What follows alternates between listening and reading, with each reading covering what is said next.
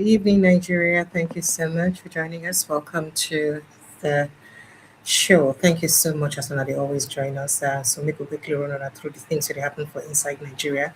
And there's a good news because the remaining children will be saved and kidnapped for St. Mary's Catholic Church don't regain their freedom. About 130 of them don't regain freedom. And with the hope, say, the presidents could come out to statement. We never hear anyone from them yet. As at the time, we say I start to research before the show. Maybe, hopefully, the president will come out and tell us how the youth bring the children them back. Plus, other things that really happen for inside the country. One of the things, now say, the company or the tax company or tax consulting company where they linked to President Bola Tinubu over the years, what they call Alpha Beta. Somebody don't come out and come blow with to say, do you know they're not paying taxes? Now, a tax consulting company where they pay tax, they evade tax. Well, all that, or perhaps they shaded with their tax. They know they open with the tax when they pay. Well, that's not part of the report. So this will carry come today. For now, welcome to the show. And today, in a Sunday, we're supposed to get a Friday, Sunday tonic inside the house. We'll bring a in when the time reach. Make a run through the matter, then one by follow. Whistleblower alleges tax evasion at Tinubu's Alpha Beta consulting firm. Petitions, police, EFCC, ICPC, and others. Because he talked plenty times. Former Alpha Beta employee alleges bribery, intimidation, corruption at Tinubu-linked Lagos Revenue Consulting firm. Former Alpha Beta employee alleges cybersecurity policy forgery, that is forgery, harassment at Tinubu-linked firm. Don't be smart, we'll talk about them when the time reach. Another 130 abducted Niger Catholic school pupils don't reportedly get their freedom. They don't release them. We'll talk about that one too. US dedicates 200 million US dollars to over 900 Christian healthcare facilities in Nigeria under the new $5.1 billion pact. Okay, so Nigerian police take over Malami's Asbury Hotel Arena in Kebbi State amid EFCC probe. And face corruption allegations don't distract Nigerians from the EFCC probe. EFCC bias claims. Header, they tell Malami, say, I beg you, fight your fight. No contact because of the bias. When you did everything you do. Nigeria dragged to ECOWAS court over alleged killing of Adamawa women protesters by soldiers. And governance by ambush. Northern youths reject Tinubu's tax reform laws over alleged secret altercations. So, Northern youths say, lie, they no go pay this tax. So, what's the president will do? Terrorists kill one, abduct several residents in fresh Zamfara attack. And gunmen kill 4, injure 7 in Kaduna community. Alleged corruption, ICPC invites Dangote over petition against ex-NNDPRA boss. I said they could invite the boss itself. Why Dangote? Well, let's go. Okay, so people will say, okay, wait, why on no invite person will be said the accused? Why they invite the accusee? So you can't blame Tinubu for decades of northern underemployment.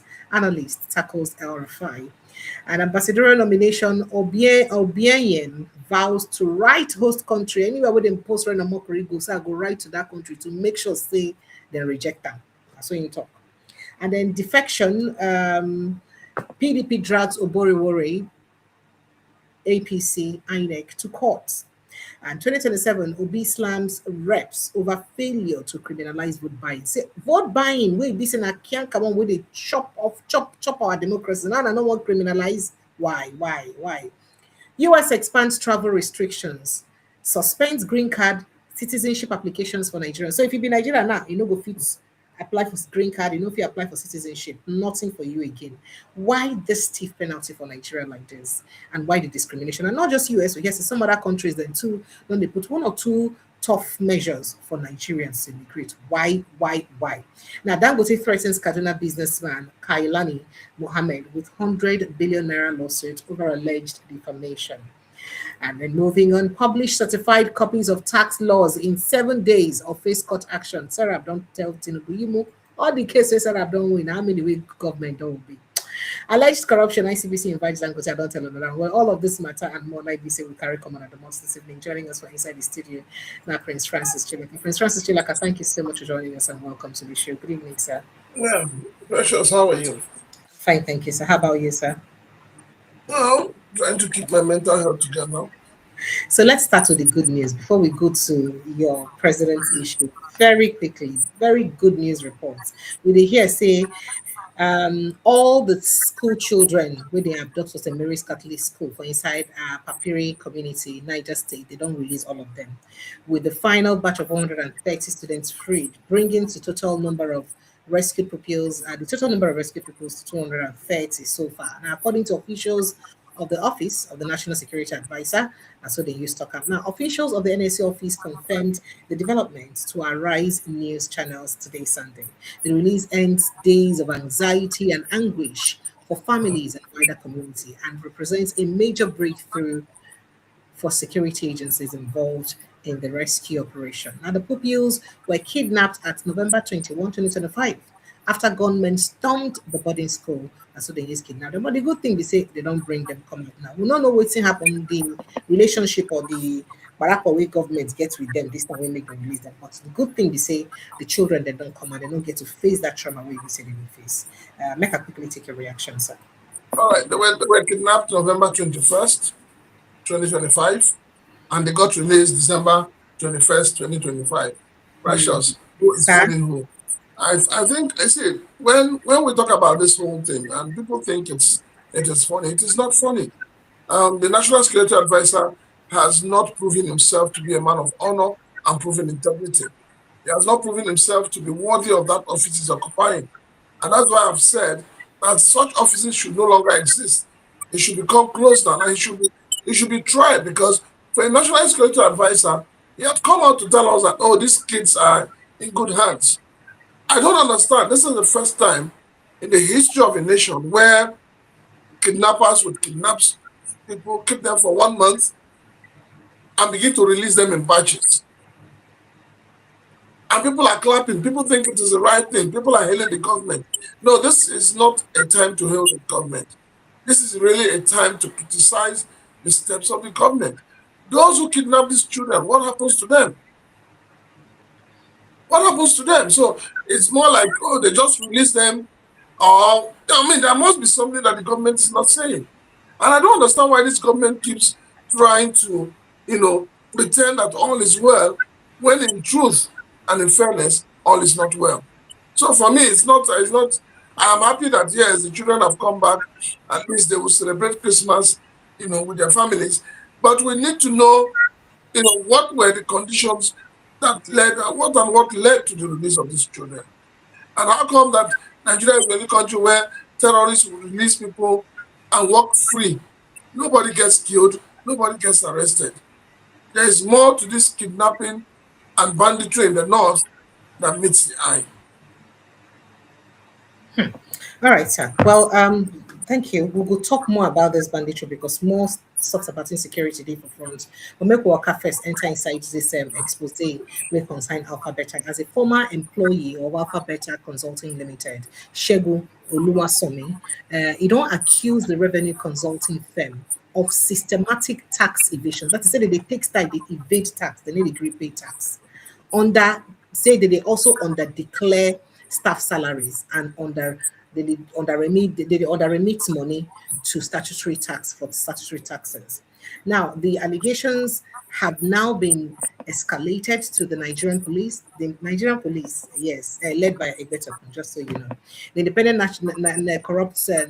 Corrupt Practices and Other Related Offences Commission, ICPC, and the Economic and Financial Crimes Commission, EFCC. Now, copies were also sent to the Federal Ministry of Finance and the Lagos State Ministry of Finance. Alpha Beta Consulting, a private firm that assists the Lagos State government in tax and revenue collection, is widely reported to be owned by President Bola Tinubu. The allegations were submitted through the Lagos State chapter of the Committee of Defense of Human Rights, CDHR, a civil rights organization whose board of trustees is chaired by human rights lawyer Femi Falana. Now, in a detailed account of what he described as deliberate and long-running tax evasion practices. Oluwasanmi alleged that Alpha Beta routinely split employees' salaries into two. It cut salary of staff into two, declaring declaring and tax only a fraction of the actual earnings while concealing the remainder tax from the tax authorities. Now, what Alpha Beta has been doing is this: they divide our salary into two, so they will not pay tax on everything. That's what you talk. What you see in payroll, especially up to 2022, is half of my salary. They were paying tax only on that of our salaries, on only part of our salaries. And even on that part, they were all still underpaid. So even the half salary where they pay tax, they need to still pay the full salary. They pay small.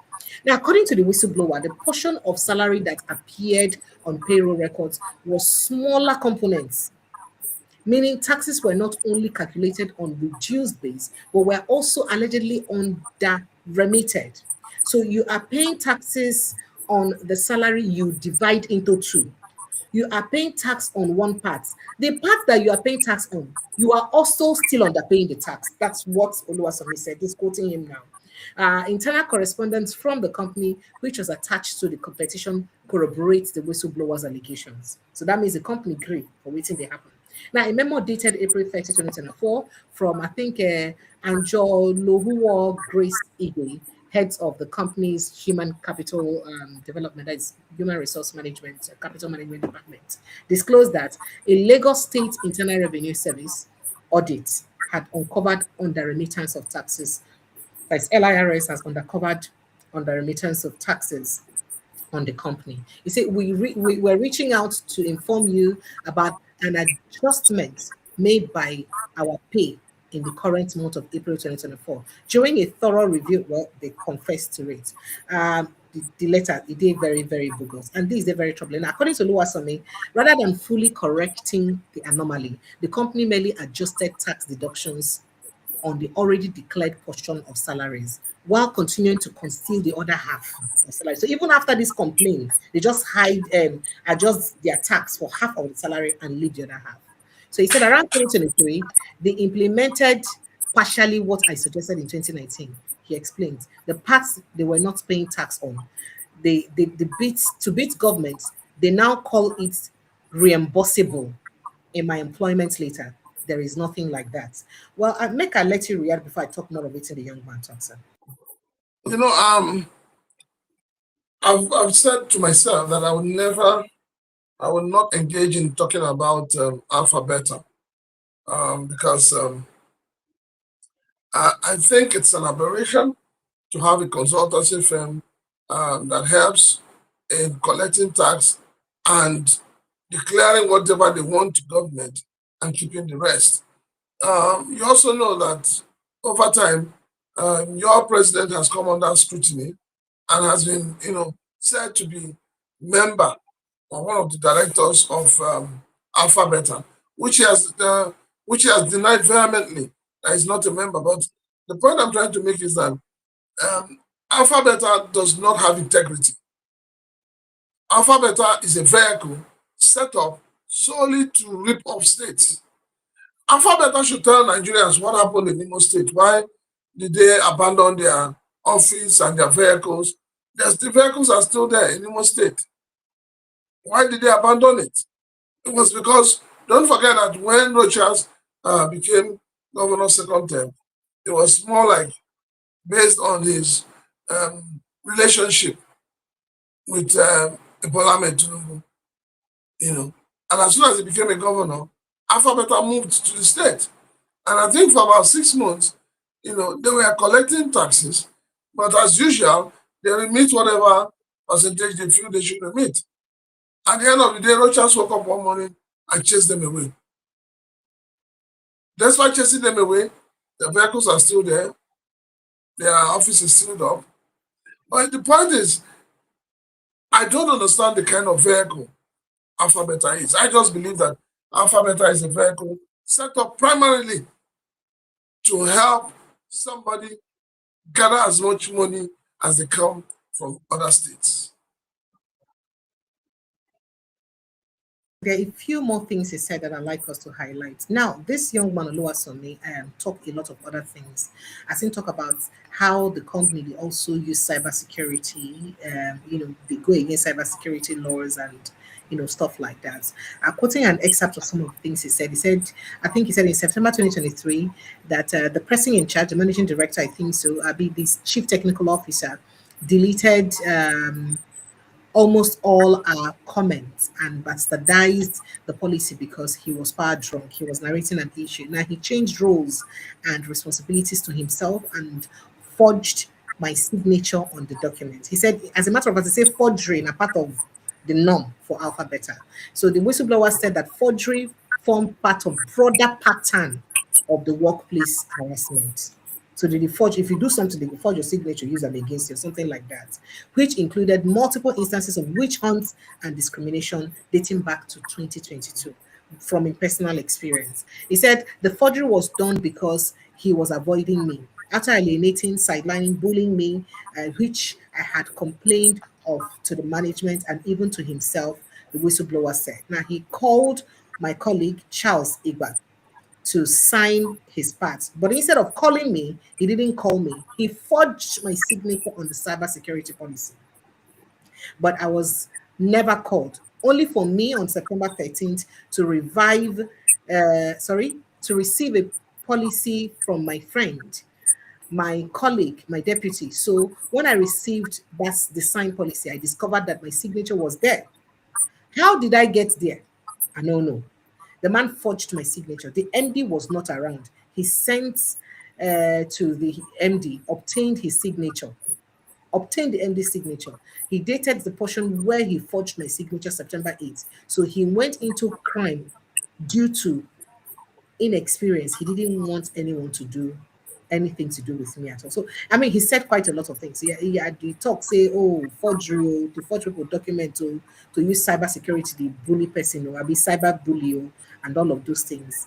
The part of waiting that they do for Alpha Beta forgery. And this one don't, people don't they open eye, they say, why this kind of Precious, please, you're spending time on something you know will never see the light of day.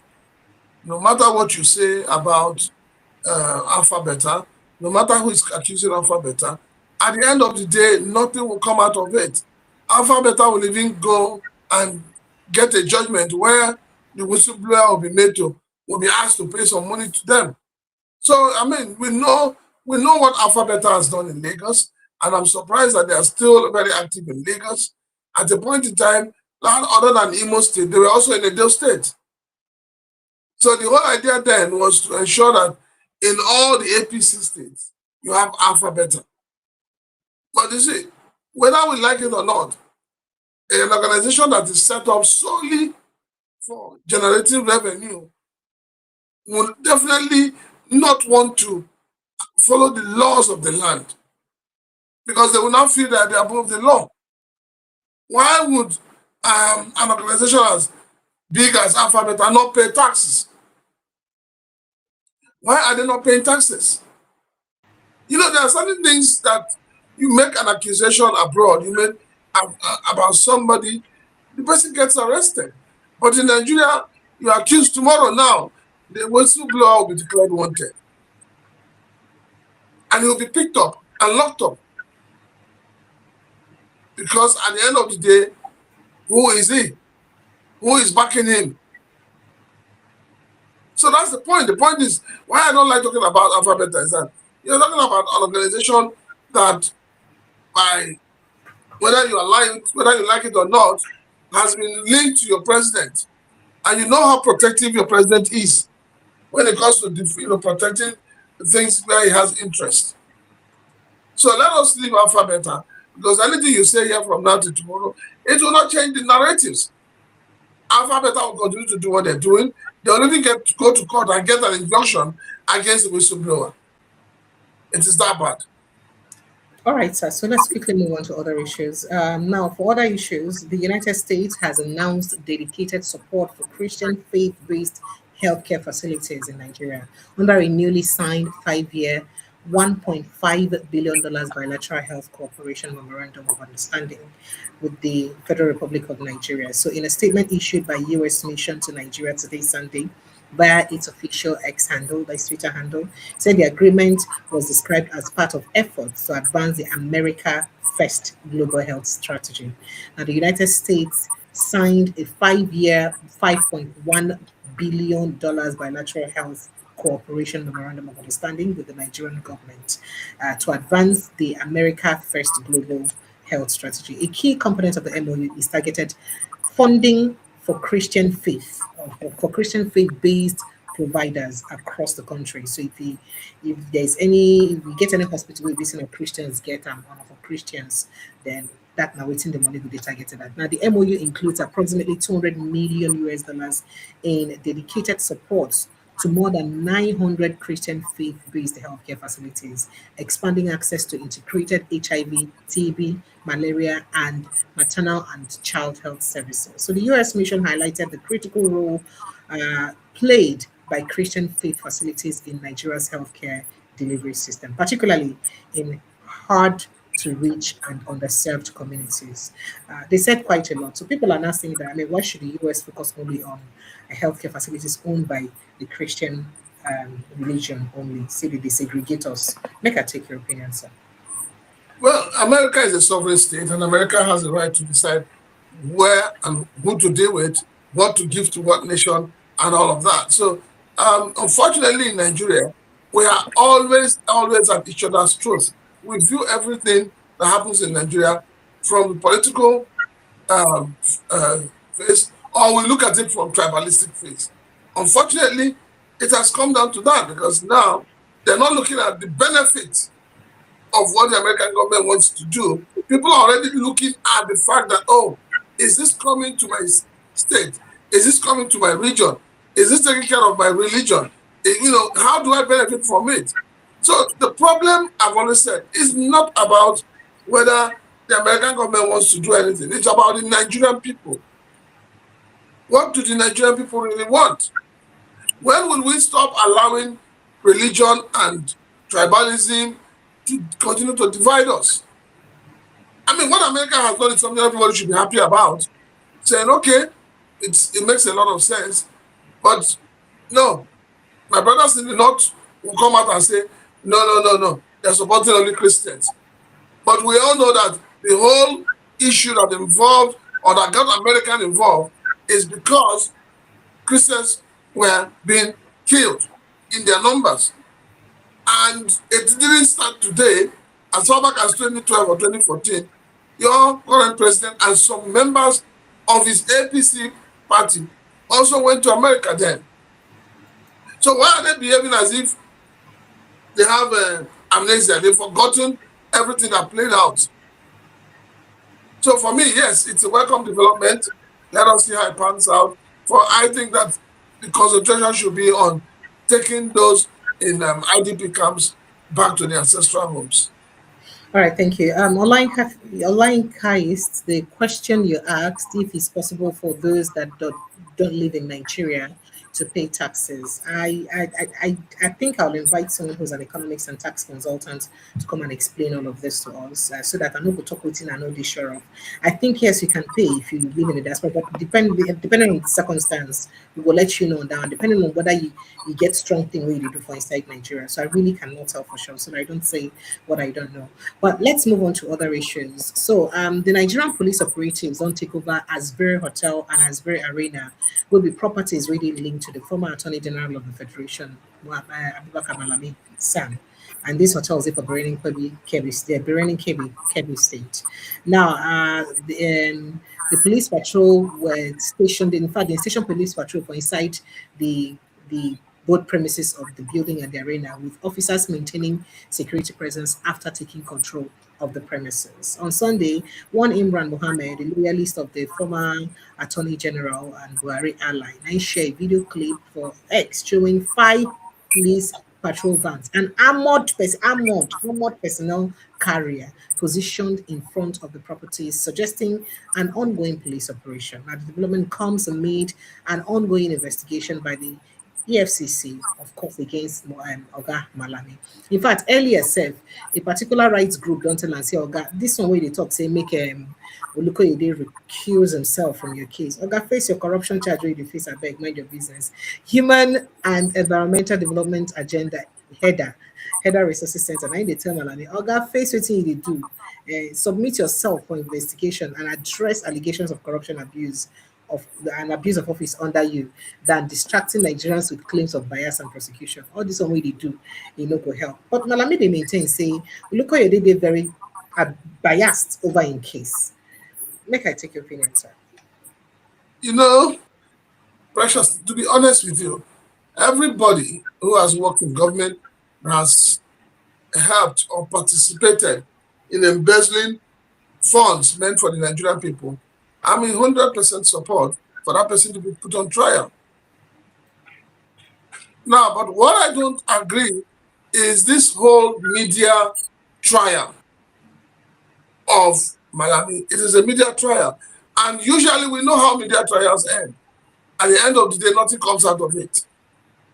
So I think that the EFCC and the Nigerian police and whatever other agencies they have that have been going about stealing his houses and all of that, it's not a solution.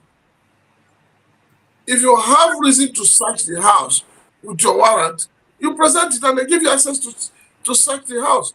But we're doing it like they say, it's more like a gangsterism style. It doesn't make sense. It should not be allowed.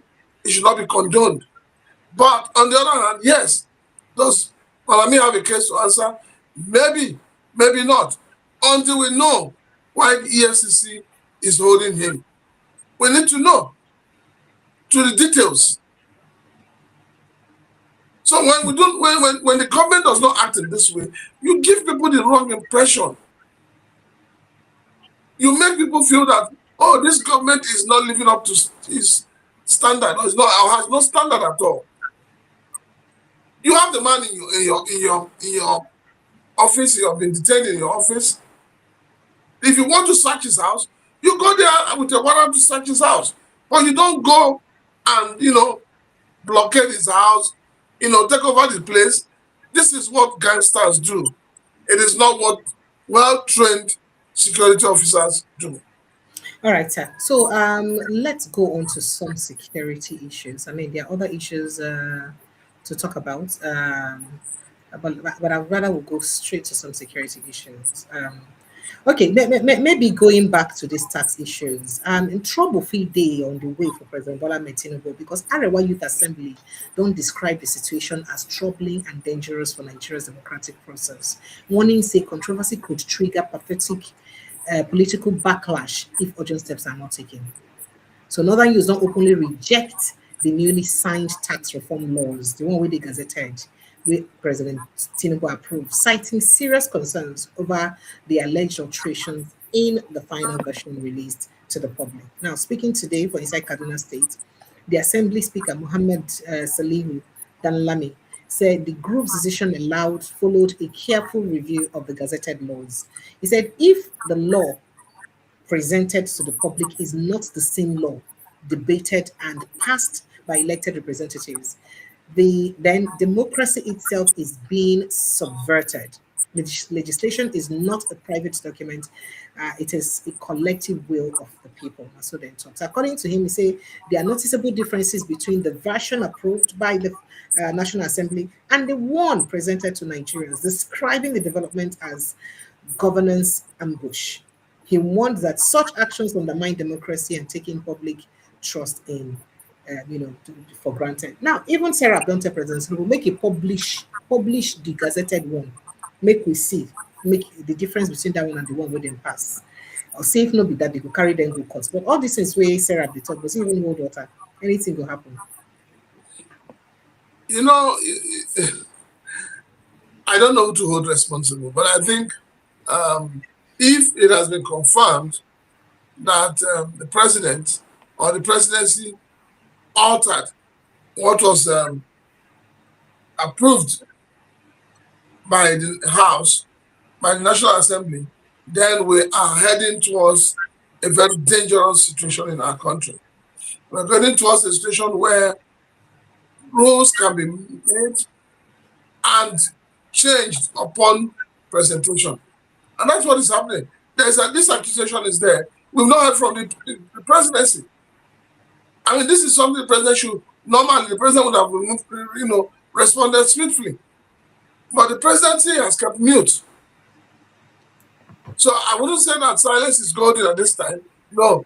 I think maybe the silence is same fear that other people have.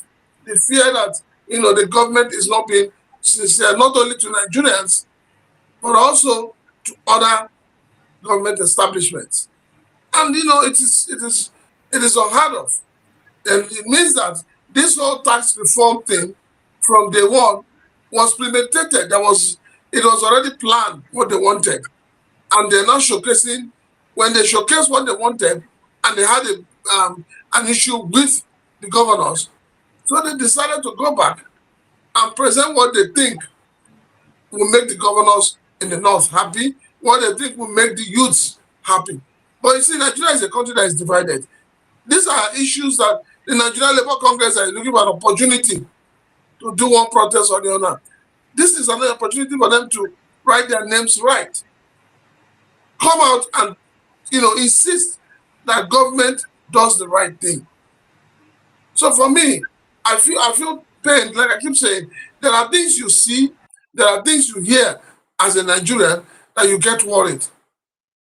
You begin to lose faith in the entity called Nigeria. Not because the people, like I keep saying, not because the people do not want to work with the government, but because the government has shown not to be competent enough to deal with issues that has to do with the people. If you are altering the law to ensure that the dragnet is covering everybody, you are not thinking about those who will suffer most. Because everybody is saying, oh, you don't need a NIM, you don't need this for a bank, but we know how the system works. By the time the instruction will be passed down, those of us who are agitating will not be there. And before you say, some people say, let me just pay so I can have this. Let me just pay. But you are paying under duress. You are not paying with your senses intact. And so we're asking the federal government, allow the tax system to have a human face. And if it is found out that somebody in the presidency doctored the document that was signed by Mr. President, we need to know who that person is. We need to have that person punished to the barest minimum. When I say punished, maybe a life jail term would serve.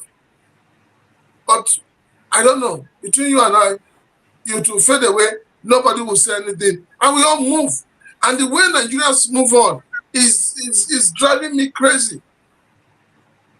The way they move on, the issues that we should address as a people, come together and say, it is not workable. No, we'll keep quiet. It's something that is really, really unthinkable. I do not know, like my friends would say, Nigerians are being held captive supernaturally. I don't know about that, but that is what people think. So for me, yes, the National Assembly needs to investigate this matter and come back to the people. But unfortunately, they don't come back to us. Nobody will know what has played out. We need to know. We have a right to know. It is we, the Nigerian people, that put you there. You are not put there by Mr. President or the Senate President. So the people also have a stake to decide whether anybody from the 10th Assembly would come back in 2027. I doubt. Because those who are not talking are keeping silence, and silence is what? The fact that you accept what has been said. So it is neither here or there, but the truth of the matter is that we need to find out who is responsible, who changed it, and what was the mission and vision of the person who changed it. All right, sir. Thank you. So make we go straight to a matter where they trouble me, but after the story. So first off, we hear that terrorists yesterday Saturday night, attacked, I think, Fananawa village in Bukuyum local government area of Zamfara state, killing one person and abducting several others. Now, these are the terrorists that they call bandits, killing people. Now, the Bukuyum communities have faced repeated assaults by armed groups in the past month, including a recent bomb blast. A resident, Malam Sani, said the terrorists stormed the village under the cover of night and operated until dawn. That is, they come for night, they operate until morning. He said the marauders entered the village, killed one person, kidnapped seven others, and shot others who sustained serious injuries. He has been referred to. I mean, those people have been referred to the teaching hospital. They said so. The Zamfara State Police Command confirmed the incident, but put the number of abducted victims to 5 instead of 7. Now, the command spokesperson DSP Yazid Abubakar said police personnel had launched a rescue and expressed confidence it would be successful. Our personnel, so they said. So, things like this keep reoccurring, and when they reoccur, now to rescue, instead of us to prevent, now to rescue after it happened, now we always do. Now, I think in a related development, 4 persons in Bundu Kahugo community for inside Lere local government area of Kaduna State have also been attacked by yet to be identified gunmen. The attack, which occurred on Wednesday night, through the usually peaceful community into mourning. Now, those killed were identified, I think, as a 19-year-old Apollos Emmanuel, here his name, Willa Sihaya, 25, Darius Sunday, 12, a young child, 12, Nehemiah Jonathan, 25, 7 other residents sustaining gunshot injuries during the attack. Looking at these names, not Christians, like they said, the attack. I'm not trying to be, religious here, but the injured victims were named as Andrew Soda, 40, Dominic Audu, 37, Nabal Gagari, 35, Cornelius Emmanuel, 18, Francis Danzaira, 36, and Sani Dini, 19, and Pius Aminu, who is also 20 years old. According to sources, the assailants stormed the community under the cover of darkness again, shooting sporadically and causing panic among the villagers. Now, they explained that the latest attack is the second deadly incident in the area, saying that there was a similar assault in 2012 that claimed 4 lives. Now, he gave the names of those killed in the village attack as they went on and on and on. Yet another attack. I would like to make a response to this. Then before I go to that conversation where I want to get, go ahead, sir. I think it was on Friday, I said to you, it doesn't make sense when your president merely says, "Oh, these people are terrorists." It doesn't make sense. It is the courts. I'm surprised that up to now, the executive arm of government that has declared bandits, Boko Haram, ISWAP, whatever name you call them as bandits, have not seen the need to go to the High Court to get a ruling. They should have done that because this is a matter of national importance. But be that as it may, we should be asking ourselves, who are these bandits, Precious? Sir? Who are these bandits? Are we now saying... So answer that question. Okay, make you finish. Then maybe I will look at the possible response. Go ahead, sir. Are we now saying that we have a ragtag, in quotes, ragtag individuals almost close to the seat of power? Almost. Because with what has played out in the last month or so with the American government and their desire to come to Nigeria, I had expected that these bandits will have common sense. I had expected that those who are financing them would also have common sense. But that is not it. The people that are supporting them are very, very close to government. And that is where the problem lies. So I really don't know what we're going to make of it. Don't also forget that there's an accusation on your national security advisor that guns issued to him or issued out by his office are found with bandits. Whether he takes responsibility of it, whether he's aware of what has happened, with that accusation and evidence that has been shown, your national security advisor should have resigned, or your president should have sacked him. So there is a lot going on in the north that it's really difficult for us to understand why these kidnappers keep kidnapping people and going free. Why do they keep kidnapping people and going free? And who are they? Who are they? Nobody's telling us who they are.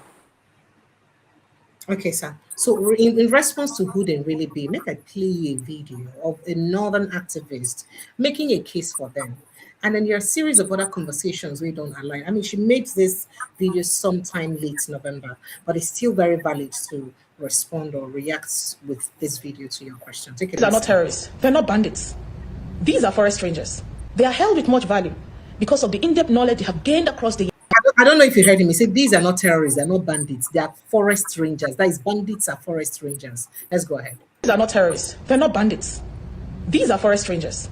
They are held with much value because of the in-depth knowledge they have gained across the years as a result of their moving from one place to another as nomads. Let me tell you one thing, no matter how educated you are in the textbook, and you have never left that city of yours or left your country or moved from one place to another, you are more like an illiterate. You're not educated until you move around. These nomads are assets to this country. And we do not know, but the international community and the government knows how important they are. There are some minerals in this country that the locations are not known by any except these people. They are the only ones that can locate the terrain or the shortcuts to where you can get these minerals. So they are very, very valuable to miners. So these forest rangers are actually like security to miners. Why is their problem spilling to us in the city? And why is their problem spilling to us in churches and mosques? The reason is because they are not treated fairly. And in other cases, they become greedy because of the knowledge that they have. They will be like, okay, you're paying me this small amount while you are earning this type of amount, so they become greedy. These miners, because of saving cost, they go for younger forest rangers. That's why you see some 14-year-old, 15-year-olds, 20-year-olds doing all these things. These boys are kept in horrible conditions. They supply their food in helicopters and all that, but they are not in good conditions. In most parts of the world, when mining takes place, there are porter cabins that are established, like mini homesteads, that are established so people can live inside while the mining takes place. But no, you set up tents for these boys. There is no good drinking water. You remember a video where some of them were coming out and say, we need good drinking water. You need good drinking water. You remember? There were videos like that. We need to also go to school. You give these boys 2-3-year contracts, mining contracts. They don't go to school. They don't get to have friends. They don't have normal childhoods. And what is the reciprocation of it? When they see people coming from the city who are normal, they call them Aiku Engayuni and they start to attack. Mining is not a bad thing. It brings out the resources of the earth. Today, we will not have some of the clothes we wear, the jewelries we have, the phones we use, furnitures we have. A lot of things come from mining. We won't have all of that if mining doesn't take place. We want to call on the federal government to look into this matter and improve the mining system. Whosoever, whichever international body that is coming to mine, let them do the right thing. These people are also victims too. But I know it will be very, very difficult for people to understand because they have been defamed and stereotyped so badly that it is very difficult for this message to sink in to the heads of some people. But I tell you, there are some that are really educated and they will understand. It is not terrorism. It is not banditry. It is just an employee that is unhappy with his employers. And sometimes it's just some greedy ones who decide to go and keep causing chaos. This same thing happened to Osama bin Laden when the American government used him to fight against Russia. They had to do away with him. And that is where the label terrorism started. They used him, they dumped him, and they created a narrative about him just to get rid of him. Because he knew too much. He knew too much. Stop using our people if you know you're not going to treat them well. So make her play the beginning again where she said they are just nomads, Fulani nomads. Meaning say she accepts it actually people from Fulani extraction they do this thing. Listen to her again. These are not terrorists. They're not bandits. These are forest rangers. They are held with much value because of the in-depth knowledge they have gained across the years as a result of their moving from one place to another as nomads. Let me tell you one thing, no matter how educated you are in the textbook, and you have never left that city of yours or left your country or moved from one place to another, you are more like an illiterate. I don't want to say that this is shocking to hear, but I'm not surprised. But by the way, she be the lady we talk to, what's in the say they bring to the table to sell fake things only now that it's a bit sell for Igbo land. Say, after all, if any other person, in fact, that you people are parasites to Nigeria, that Igbos are parasites to Nigeria. I mean, I'm sure you saw that video that time. She's the same person. So you hear her take. Now, her opinion no the different from what she made it talk. Say because they are treated poorly. they know they put them for a good condition for mining. So now we make them they take to arms. So it's okay for them to kidnap people, kill the people, raid communities, steal from these communities, kill people from the communities, commit acts of terrorism. We are supposed to handle them with caution, because in our vex make them the one. And then again, just like what she said, I think I agree with one aspect of what she talked about, governments, rejigging the mining industry. Because how do we have only Nigerian oil and Nigerian gas as waiting a bit so they use benchmark our constitution, but something as precious as other minerals like gold, we not even dey near anywhere. Wait, sorry, our budget. You not even dey near anywhere for our budget. Many say those things are private things. Meanwhile, there are countries where they say their greatest revenue now from that same gold. Where would they neglect? When an individual hands 9 days, and those individuals are waiting make it a cause this problem which they talk now. By the way, when you finish your response, make an answer, because Segun also respond to something where they are about the same thing. And then there are other responses, even from government officials, which corroborates, closely to what she talk about. Let me take your opinion, sir. Precious, the problem we've had in Nigeria is the fact that people believe that they have license to spill all the rubbish in this world and nothing will happen to them. Yes, I listened to the first lady, to our first video where she called the Igbos parasites and said that if they want to go, they should go. Okay, good. They want to go, they should go. They've been asking for how many years now that they want to go? Why are you not opening the doors for them to go out? But telling us not to call these bandits terrorists, that it's an insult on Nigerians. We're using our own hands to encourage evil and to embrace evil. So somebody who carries a gun and goes and kills somebody, who taught the person how to use the trigger? Somebody must have taught him. And then after learning, they now tell you to go and shoot someone. And you go and shoot the person. And nobody's calling for justice. Somebody's opening her mouth to tell me that they are not terrorists and that they have also been offended. Jonathan built how many schools in the north for these Almajiri children? Where were you when those schools, some of them got demolished, some of them are abandoned? As a private citizen that has mouth, that has cloud, so you want us to believe, you should have taken over one or two of those schools to run it for government. And you have an agreement with government on how to run it. Then you can move these so-called Almajiris into those schools. But unfortunately, there are things people don't want us to talk about. But we'll talk about it. The northern leaders are purposely ensuring that the youths in the north don't get educated. They are doing it deliberately. And when they do it, they now want everybody to feel the pain, to feel the anger they have been put into these children. So when these children begin to misbehave and begin to do wrong things, they want everybody to feel it. The northern leaders, it's one thing for anybody in the north to open their mouth and say, don't kill these bandits, don't call them terrorists, don't do this. They are the ones that are responsible because they have done everything within their powers to ensure that these children don't get educated. So the question is, he's talking rubbish. All right. So now only northern youths now they lack education for Nigeria. That's the question I want to ask. Which region gets education, free education or free access to education? We make it be like saying at the north, 9 day less, excluded for education? Or is it the unwillingness for them to get education? But maybe quickly listen to what Segun talk. For example, that he had this interview with, I think, AIT. Take a listen. We are under pressure to fight government that has helicopters, is bombarding us. So you remove the pressure, the need for the money is there. When you go there, you don't see any luxurious life. You don't see any luxurious life at all. They are living in huts. They have nothing. They drink sometimes from the stream. So I don't think we can say that they are used to a luxurious life that they won't live it. Actually, they don't even know it with all the money they get. Sheikh, like you said, they are under pressure. Government is bombarding them, and according to what you say, they are saying that it looks like they're under attack. So maybe they're acquiring weapons to protect themselves. But then again, if the pressure is that much, why don't they renounce banditry? And are they also considering the lives of those that they are also taking, and the lives of people that they are also making, unlivable? Okay, you see,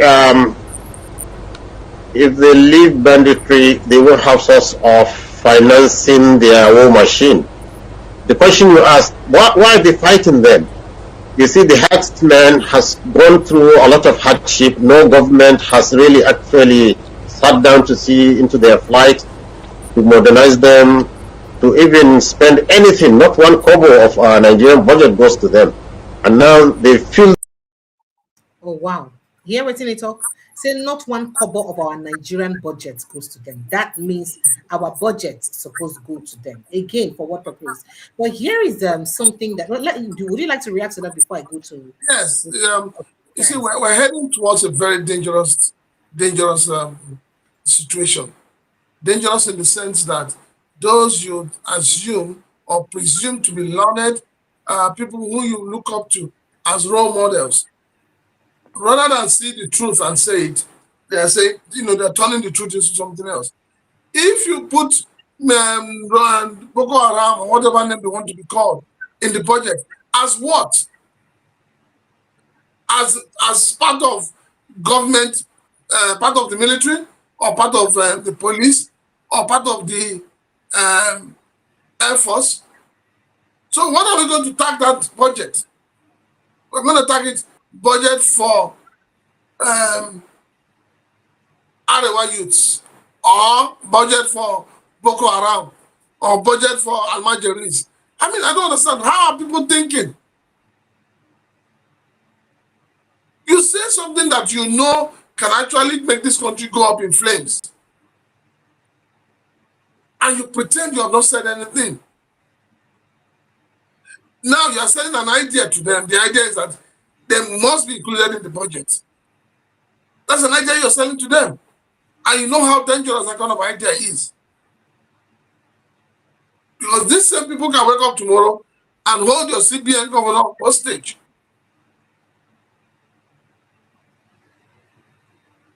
So please, it is high time we are sincere with ourselves in this country. Right. Anybody that is supporting bandits, Boko Haram, in whatever disguise, should be arrested by government.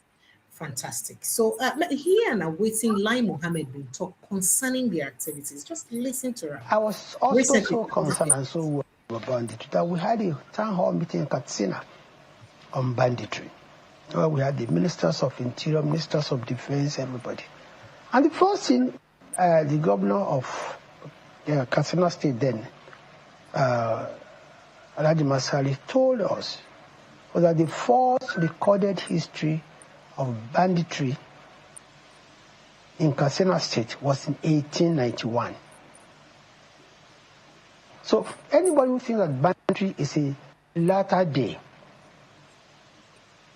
development, or it was a Buhari administration development, I think has got it wrong. And people must see banditry beyond kidnapping or stealing of cows. Banditry is actually about risk. It's not by coincidence today that where you have the highest incidence of banditry is also where we have all our most mineral resources. It's a very complex, very deep, and is rooted in control for those. Okay, so here is the former government spokesperson, sir, who don't notice the thing. Say this thing they complex and it they rooted on resource control.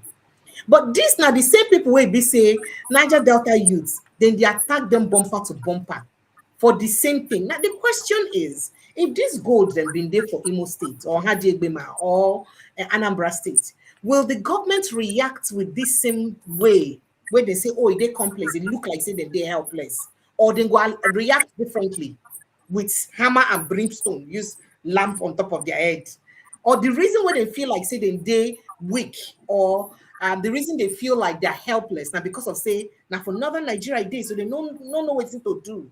So if this day for either southeast, south, or so, would they react the same way? I beg, help me answer the question, sir. Like I keep saying, we have two laws in Nigeria.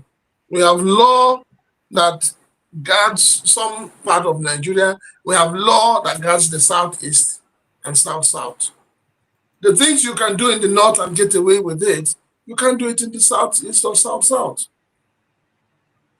You saw what happened in the Okoma community. You saw how soldiers went in there. I hear that one of the chiefs that was arrested died in detention. Yes. I'm sure you're aware of that. Then bring it, don't forget the same week, I think a day or two after Okoma's incident, some military officers were ambushed and killed in Katsina.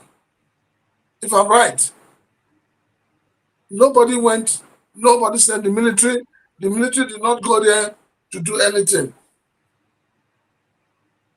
So it's unfortunate that people do things in one country you call united and get away with it, and other people do the same thing and they can't get away with it.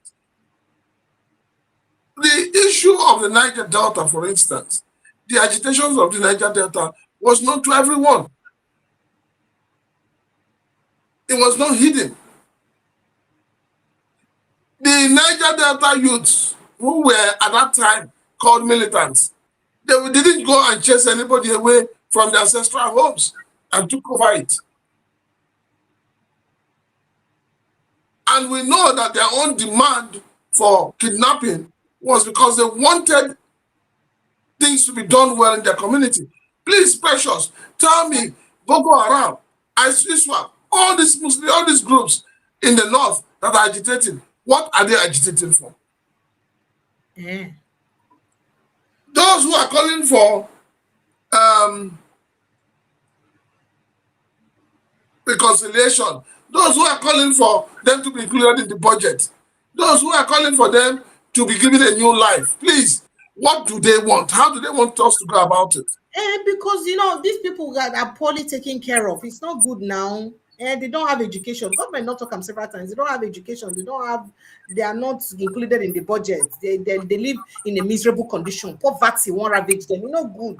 No other part of Nigeria poor reach them. Nobody they suffer with it, they suffer. Sir, you understand? They need to be treated fairly. That's the question, Precious. How do you want us to treat them fairly? What is the basis of their agitation? What is behind it? Because they're not taken care of. Because they're not taken care of. Governors, Precious, please, don't get me worked up this night. The governors in the north are collecting money every month. They have senators in the north. They have honorable members in the north. What are they doing with the money? Maybe they pay attention to government for center alone. No, because it's when we say, each time we keep saying this thing, they're not being taken care of. In what way? In what way? They don't have basic. I don't know what they're agitating for. Look, I'll be number one person that would go in front to agitate. If I know what they're agitating for, I will go and support them. You cannot be denying people their livelihoods. You cannot be kidnapping people. You cannot be chasing people away from their ancestral homes. You cannot hold people hostage. And you say nobody's taking care of you. Go and hold your governors hostage. Go and kidnap your governors. Your local government chairman. Your senators. Go and kidnap them. If you really feel that you are not feeling the presence of governors in your state, go and kidnap them. And ask the right questions. Ask them what have they been doing with their allocation given to them every month. And it is because the northern leaders do not want these young boys to question what they're doing. That is why they themselves, the leaders in the north, have decided that the youths in the north will not get education. All right. So more reactions there concerning this. Not vex, so make us simply. Here's what an honorable, I think Honorable Idris was said this. Then I will go to what the President Tinubu spokesperson Bayo Ononuga also said concerning. I'm scared because I know what is happening. Kidnapping happens virtually every day. Mr. Speaker, respect colleagues. In 1 year alone, bandits collect ransom of about 5 billion naira. This is fantastic. 5 billion. And in 1 year alone. So I don't know whether you hear them. Bandits collection. That is, bandits don't collect up to 5 billion naira ransom annually. Who are they collecting it from? Individuals or from government? Ransom. So an example, sir. Remember that Abuja Kaduna Railway incident where Ibi said they arrest people. Each of the batch of people will pay ransom, pay 100 million, and about 10 different batch pay. So it's not even surprising if from that incident alone they can make about 1 billion naira. No, now it is very possible. But make I finish playing that video, sir. No. Hold on. Okay. Before you finish, don't forget. It was this same bandits that have been collecting 5 billion or so. Turuji Bello the other day was telling you that he has not seen 5 million. So all the money has been collecting as ransom. Who takes care of it? Who does the money go to? If he has not seen up to 5 million, so who is the beneficiary of all this 5 billion we're talking about? And the honorable member or senator that is speaking, where did he get his figures from? How much of that 5 billion did he pay? How much of that 5 billion was paid by individuals, and how much of that 5 billion was paid by the state? We need to know. All right, sir. Because each time we say we want to find a solution to curbing the menace of these boys in the north, they will come out and vehemently say no. They'll say no. Why are they saying no? Then I will not be wrong to say that your senators and the politicians in the north are beneficiaries of this ransom that has been paid. They are beneficiaries. Because if we're trying to stop something that you're not a beneficiary, you will support it. But the moment you say that thing cannot be stopped, precious, you are collecting it, whether you like it or not. Okay, sir. Make a go play that video from Oga Idris was finish. I'm scared because I know what is happening. Kidnapping happens virtually every day. Mr. Speaker, respect colleagues. In 1 year alone, bandits collect ransom of about 5 billion naira. This is fantastic. 5 billion.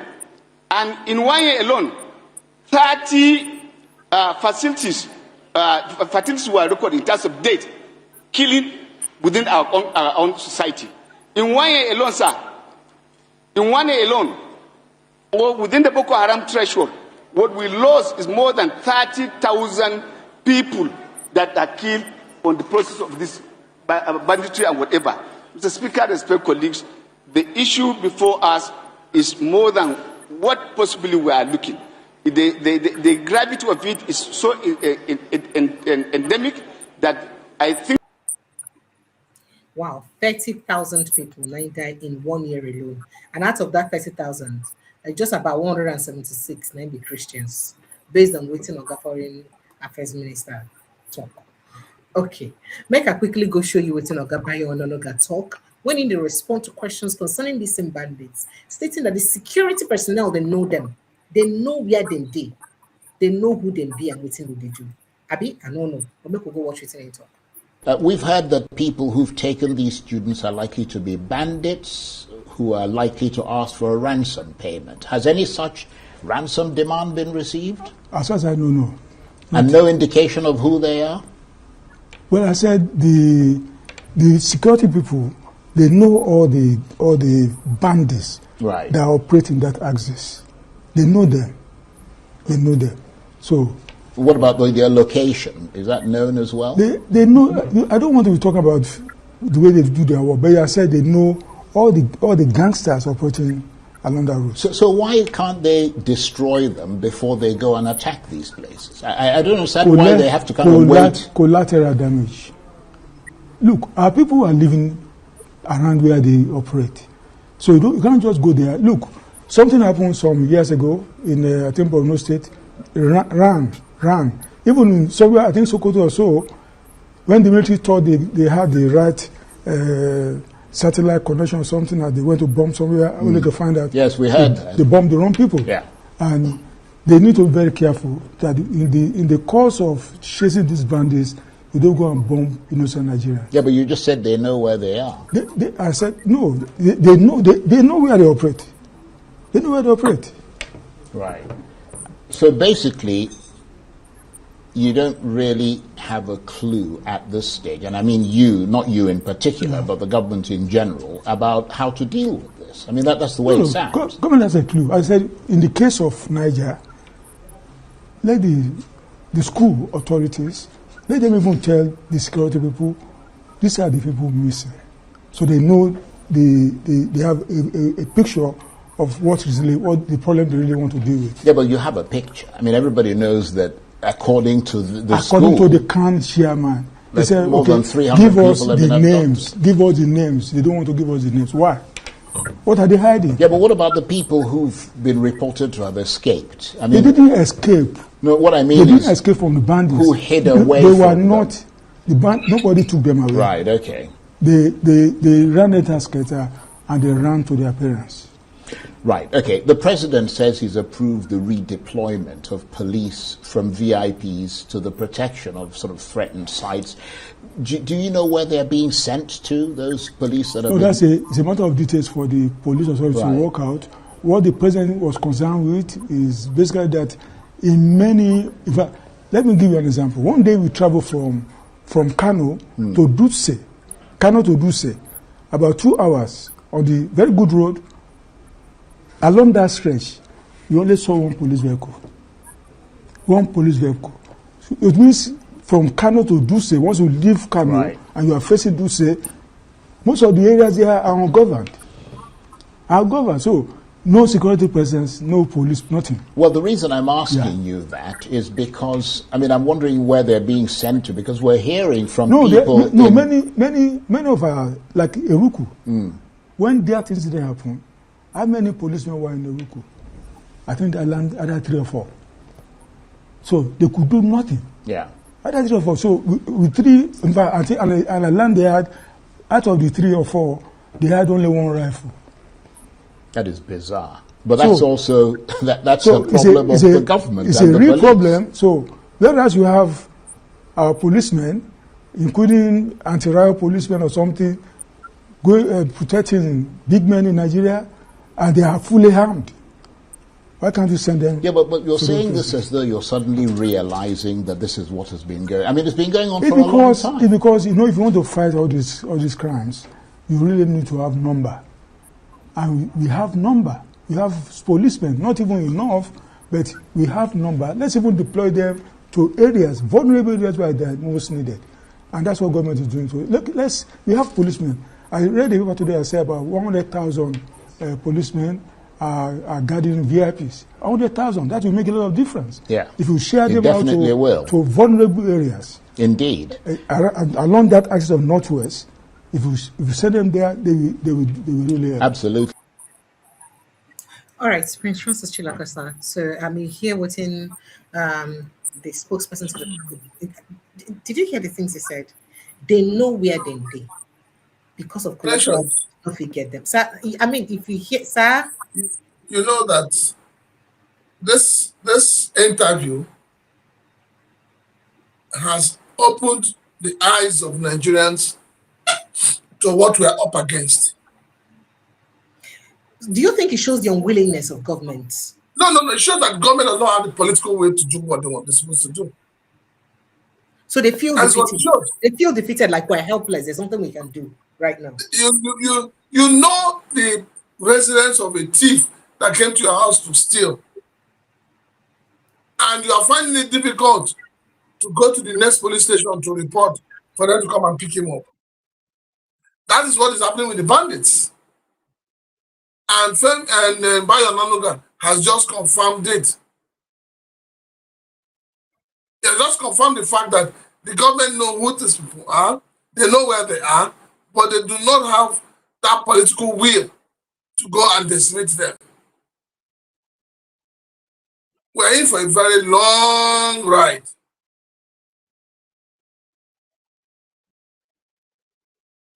This is sad, really very troubling. Some of the things where you talk, I don't want to reiterate them again, but we could just move on to other issues. So the ICPC don't invite Dangote and not Farouk Ahmed make it come over the petition we submit concerning Farouk. What do you think? Some people they think say, wait, excuse me, I've been thinking for the invite person with the right position against, we don't resign, and not the person with petition against them.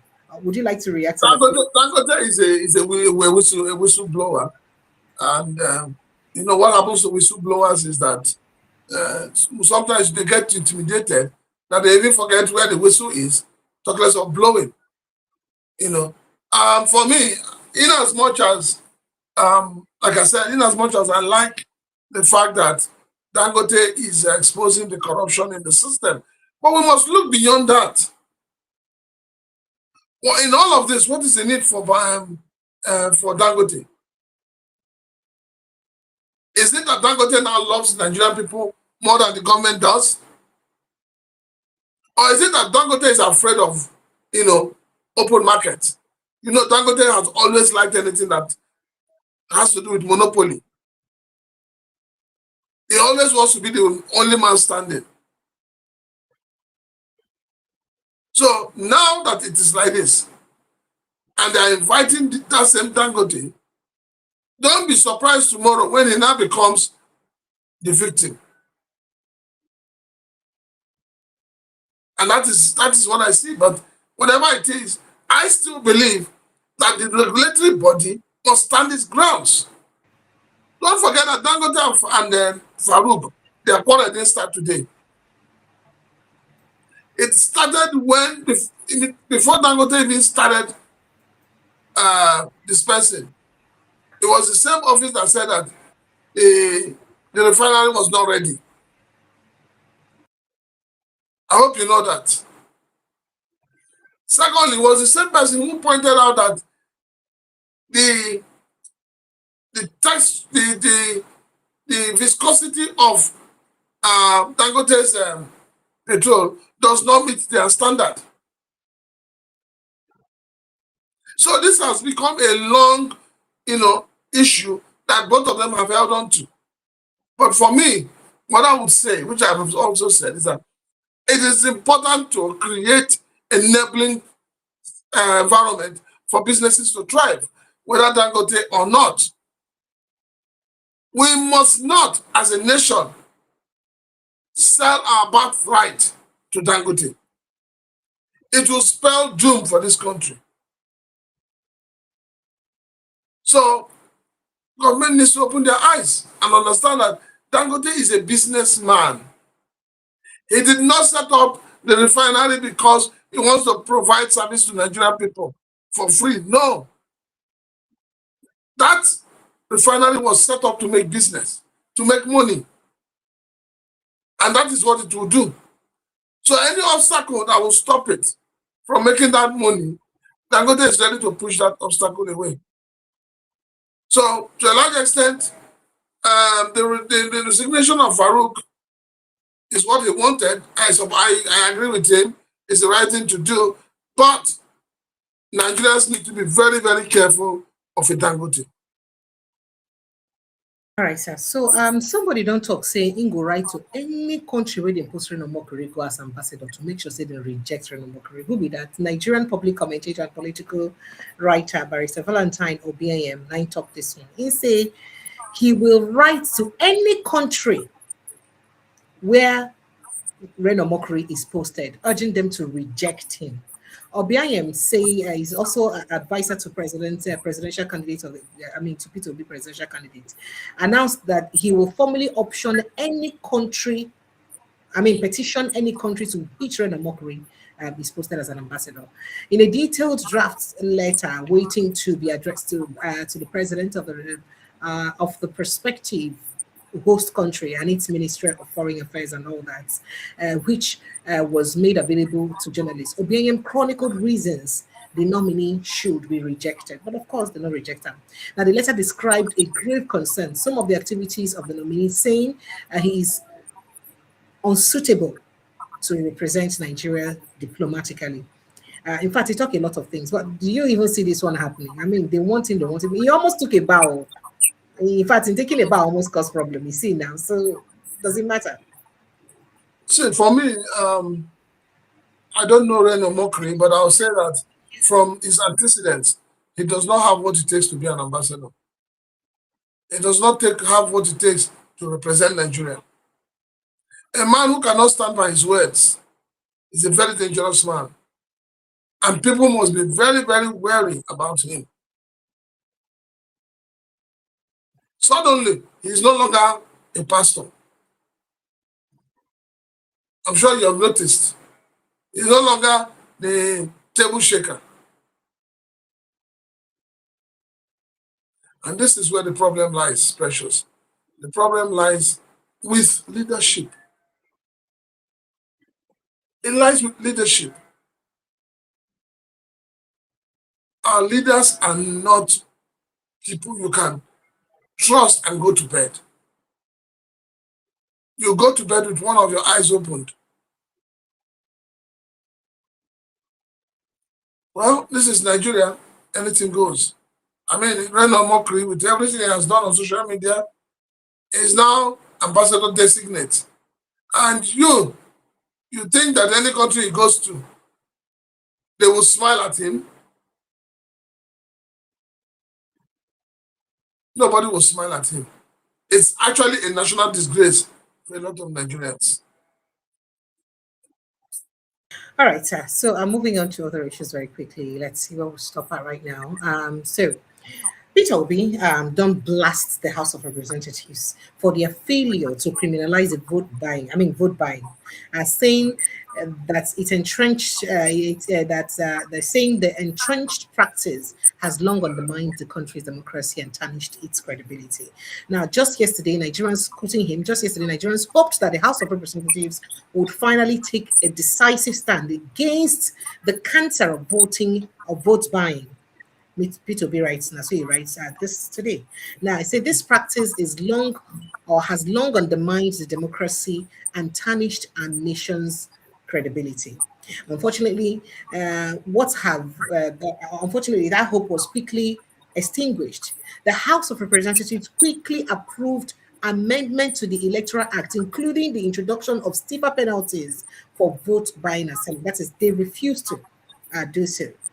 Okay, and then with a minimum 2 years imprisonment or 5 million naira fine or both, among others. Now, the approval was made during the clause by clause consideration of the report of the House Committee on Electoral Matters at the Committee of the Whole, presided over by the Deputy Senate Speaker of the House, Benjamin Kanu. However, Mr. Obi said any measures to stop vote buying but failed to address the fundamental issue of its roots would not materialize. He said by refusing to criminalize vote buying at the fundamental stage of party primaries, the House has chosen to protect broken system rather than safeguard the nation's future.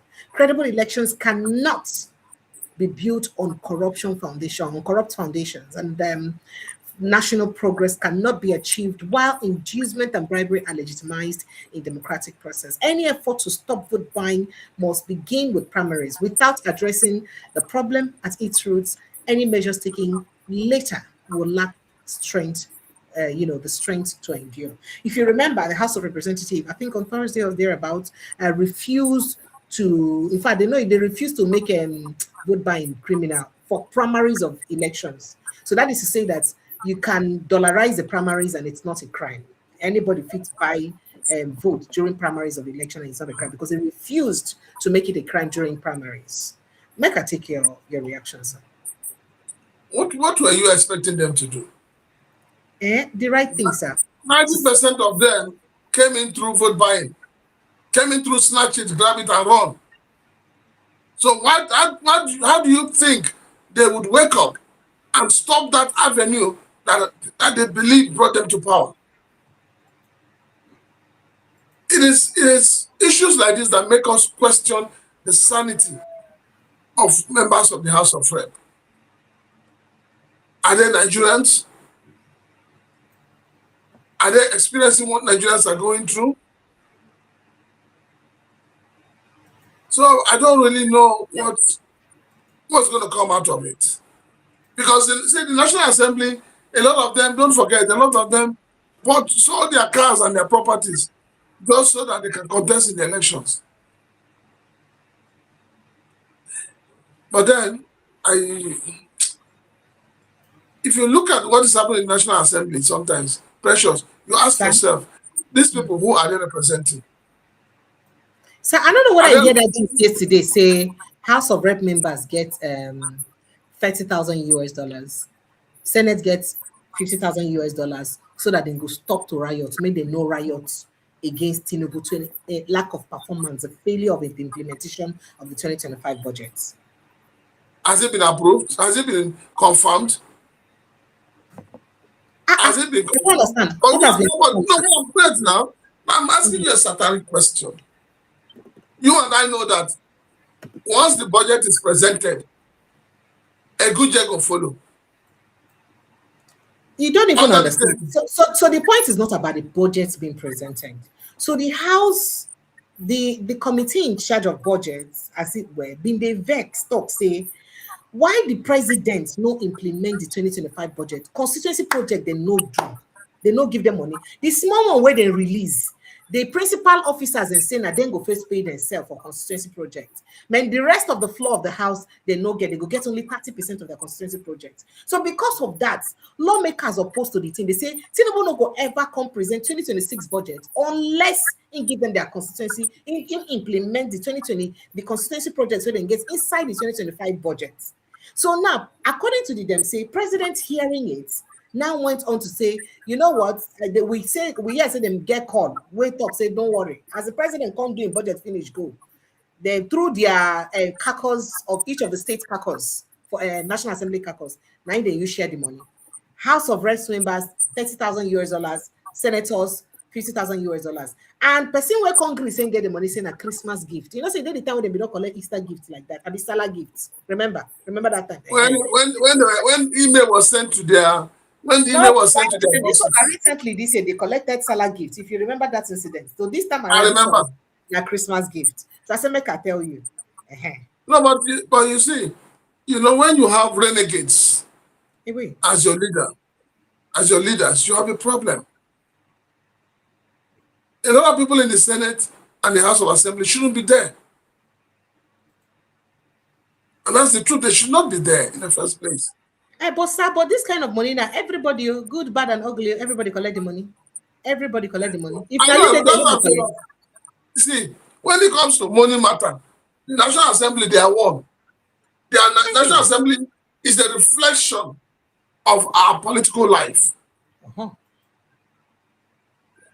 Precious, the way you are now, if you have 300 million, and people know you have 300 million, go and contest election against Fubara. You win him. Only 300 million. You will win him. For 300 million. That money is small now. I am telling you that you will win him. You will match him money for money. Then when you do that, you now find out that where he stops, that is where you're going forward. As long as it will be a free and fair competition, Precious, you will win Fubara.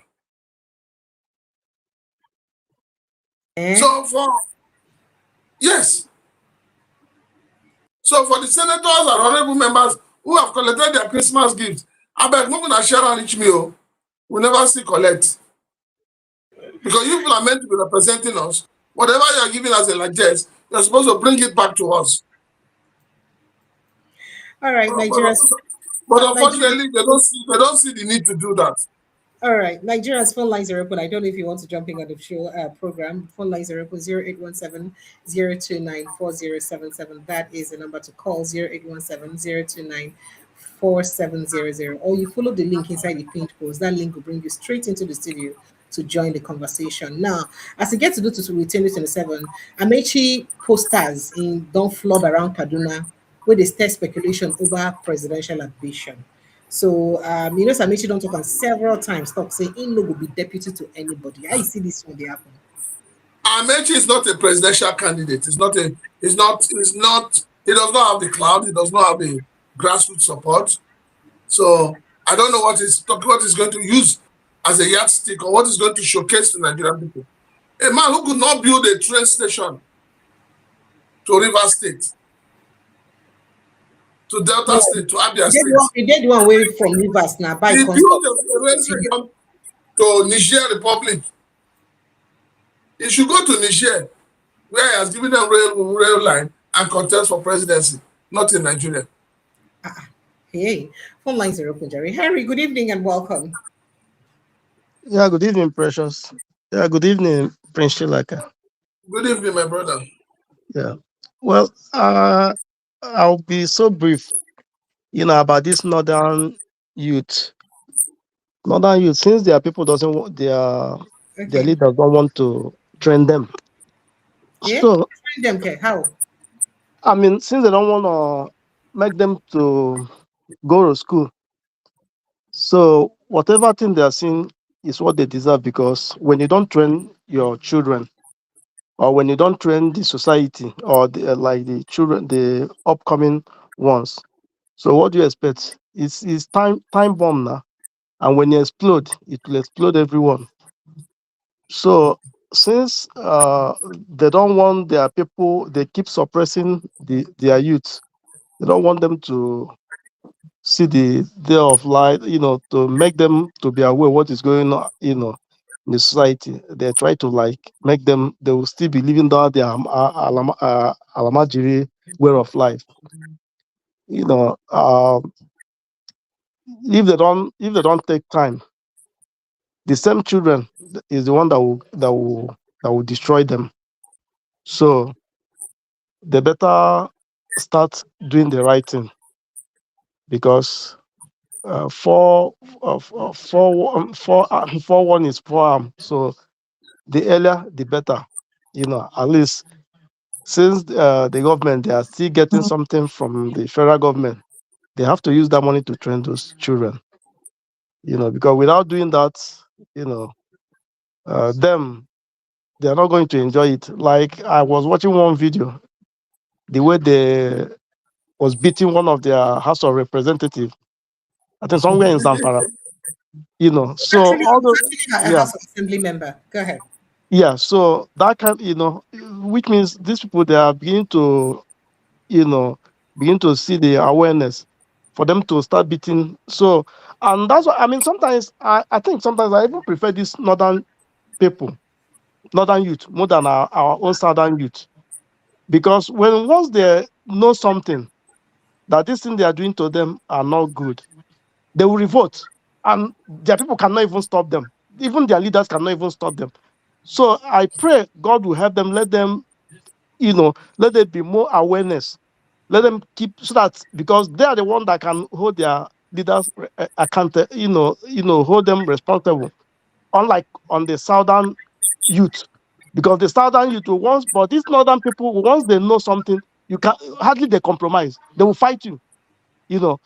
I mean, all those kind of things. When I saw that video, I was so happy, because which means the things, they started knowing what is going on.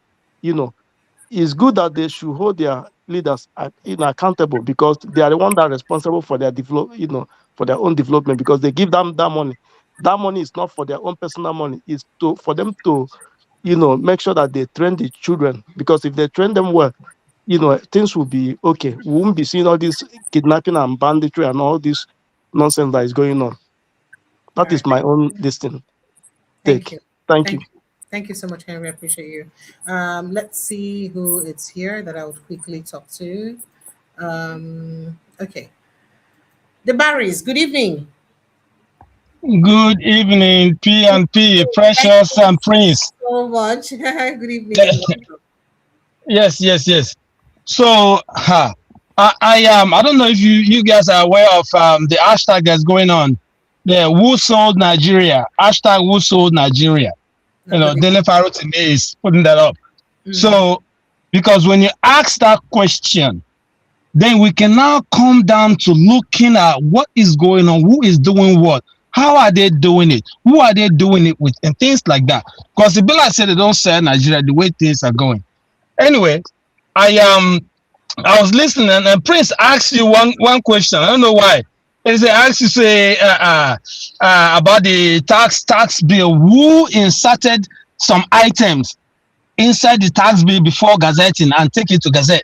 I don't know why they asked, because the one way we asked, who made that call to those security people before they remove them to go and kidnap those guys? Up till now, you see how things they be. They will create these things to push aside the ones where they're very important. Then when they bring something up, so I don't know why would ask. Make I tell you something, right? When this our so-called president enter office and they start to appoint both from chief of staffs and finance minister, you know that there was letters that followed them from their countries of initial residence, some of them from US, UK, and all these people been get some kind of criminal records, including Baja, fraud. These guys are fraudsters. And you wonder, say, when tax matter come, these people they've been doing this tax fraud from UK and US. That's how they made their money. As I speak to you, let's go back and check their records. All of them been get one case or the other where they've been there involving. All they were doing was doing one kind of thing. So when they come now, come and do taxes, what do you expect? That's their money now. They will put something inside that alone. Let's watch before the end of this week. That particular case now, then go push them aside. Something will come up. What we go forget? We they move on. You see, as Nigerians have been move on. We just they move on, they go. Before you know, something happened. My issue is this, right? Okay. Every time we will try to start something and ask questions, how is it that only one person for that National Assembly? I always tell people our problem not be president to see that whole people with they there, those entire National Assembly from House of Rep to Senate. Now there be our biggest problem. I don't know why they leave them, they follow President Tinubu. If those guys say they want to make Nigeria work, they will make and work. Let's see how many of them now they visit their homes for Christmas. We'll go see and gather people and talk to them and tell them what's going to happen. Why will not get that kind of platform where we go say, let's find a way to reach out to these people, write them, push them, try to tell me. I get platform where they follow people, they call the ones where they are our side. Of course, they never even come home again. If I mention them, you go know. They don't even want to come back again because matter don't they start. Now people don't decide to get along and say, make we ask these guys, because why are they doing this? What thing they happen? Now again, make I tell you the other one. People they expect say, oh, America go come blow Nigeria or blah blah. I just tell people no, it don't work like that. You see this thing where they do, where they come carry money, give Christians, make them take care of churches and things like that. Remember, America, they always follow their money. Anywhere where they invest, where their money there, now there they go. So now those your boys and where they go, they blow churches, where they bomb and this. When they give these Christians money, they pray. Make we check these pastors demo, because if they are building this now, there these people go come they collect money. Watch out. These are our pastors and money then they after. So if America invite, they don't quote the amount to be over $5 million or $5 billion or something like that. Watch when they put that money and build these things, make these guys that go bomb and see what's going to happen. So I never see America need a rush. Of course, one of the reasons why they do that thing, of course, China did there. And here's one question where I want to ask Prince, like I beg, find out that those Chinese people will be come line up that time during COVID Buhari day, where they enter Nigeria, say they come do whether some kind of medical thing. Till today, nobody find out where they did. The moment Chinese enter Nigeria, I knew something was going to happen. Nobody did they talk so. The mining where the northern governor say, oh, let's stop mining. Let's now. We there here they keep quiet. If I go rest Matana say, make we start drilling, then will come arrest me, Abi. Now that time they will come. No wahala. So these are our Chinese where they in Nigeria. One of them came up when America said something, said they support Nigeria. After that, they disappeared. They never talk anything about who they kidnap, who they kill, what is going on. But they are busy doing their work. They are busy mining, taking their disease, waiting they happen. Why will not hold those? Why is mining not they show us how much money they're making from that sector? Every time this man come up to that station, what's his name, Hamza Mustafa, the things when they talk, why is that nobody don't ask? Who could follow this man information? The things that he mentioned. So, I think I just said one of them somehow, maybe if this are still the work, he came here, one of the what do you call it? States what's the national, the House of Assembly guy? Yes, sorry. He came here, right? And I just there around them. They say, make we not worry. Say, make we watch by the end of January. So now there we go know who actually the APC and who not there. Say this one will happen and money where they want to do Christmas and they collect. So now there we want to see whether what's in the plan. Now either they are going to APC to destroy or they're actually going there to do the right thing. Because this sort in politics. So we could see how it go be. I just make this whole killing. Thank you. Thank you. My sister. Sir. No, Prince Chilaka, my favorite, my personal person. Well done. He get question where I want to ask you. Precious, I did ask that question last week, but you're asking me whether Dr. Cash answered me. He didn't really answer, but I know we won't take too much time. I wanted to ask Prince, maybe you can, maybe later on or so next week. This whole thing will happen. The East, right?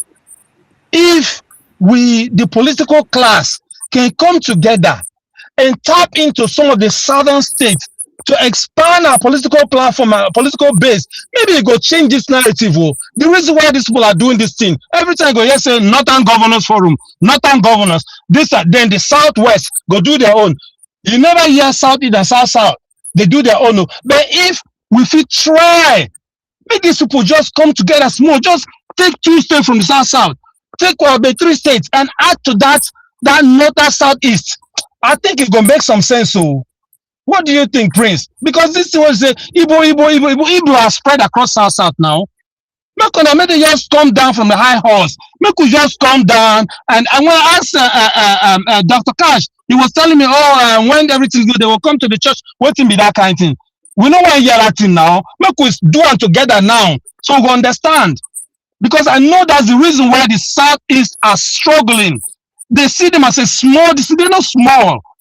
We get plenty, the entire Precious to know half of the South, apart from Cross River and Akwa Ibom, and Bayelsa, the rest of the state in South get Igbo tribes. We're full everywhere. Those states also get Igbo tribe inside them. Okay, yes. So why the Igbos don't figure come down and go underground and negotiate and expand their horizon? Let's get to them and make that this thing and stop this. If you're not Igbo, you're not this. Wait till be that. I said, make I ask my brother. Thank you so much. I know so you go respond to me. Thank you, Debari. Well, basically, respond to that as a wrap up, sir. Thank you, sir. The issue of why the Southeast has become docile is because we have in the Southeast we have people with questionable character as the political class. People who are thinking about themselves alone, people who do not care about the people. So that's where we have an issue. And it's not that they don't know the right things to do, but because of that benefit that comes to them for not doing the right thing, that is the only reason.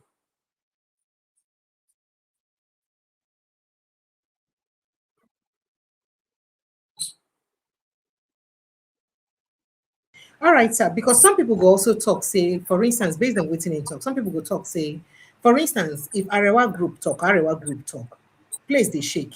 If any ferret talk, people they listen. But Ohanese, be like say their talk no get water at all. So you know, presently you have 2 Ohanese. You have one by Senator. Okay. You have one by Senator. You have another one by Isuguzoro. So as it stands, nobody will come out and say they are speaking for the Igbos or they are speaking for the Southeast. That's the bigger problem.